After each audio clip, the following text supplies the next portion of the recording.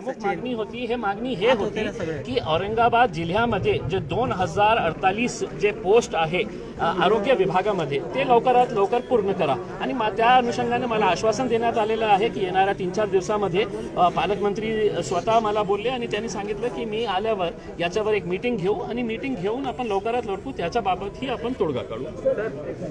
उद्याचा जो तुमचा मोर्चा आहे तो रद्द झालेला आहे की तो काढणार आहात आपण? नाही, आता मोर्चा काढण्याचा काही प्रश्न येत नाही, कारण आमची जी मागणी होती ते मागणी आम्हाला असं वाटतं की प्रशासनाने पूर्ण केलेली आहे।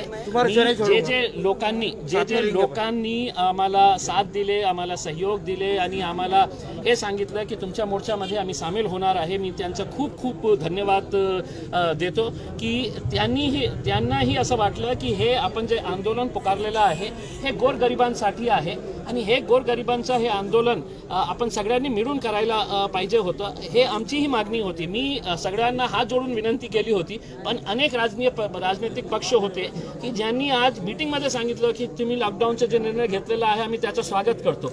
म्हणजे एक विचित्र प्रकारचं आहे की लोकांची भावना ना समजून आपण फक्त सरकारच्या आणि प्रशासनाने जे सांगितलेले त्याच्या हो म्हटले तर आपण हो म्हणायचे, हे चुकीचं आहे। पण आता जे झालेलं आहे चांगलं झालेलं आहे आणि आमची अपेक्षा आहे की लवकरात लवकर सरकार जे भरतीची प्रक्रिया आहे आरोग्य विभागामध्ये ते पण पूर्ण करते।